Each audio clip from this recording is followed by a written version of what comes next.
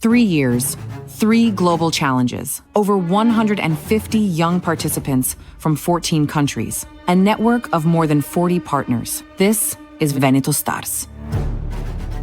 The first edition focused on agri-food, with solutions aimed at making the Veneto agri-food supply chain more sustainable and innovative.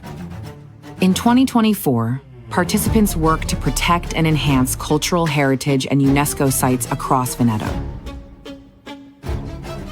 The latest edition looked to the future. Blue economy and space economy combined, bringing together innovation and sustainability. Each edition followed a clear path: international call, engagement at space meetings Veneto, mentoring, and project development.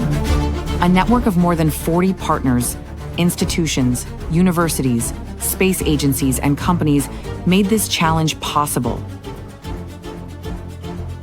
This year marks the 4th edition. The 2026 theme is Space Meets Agri-Food. A new way to look at the future of agriculture, from satellite data to the fields, from innovation to everyday decisions. The 2026 edition features 28 teams, 100 participants, 9 countries involved,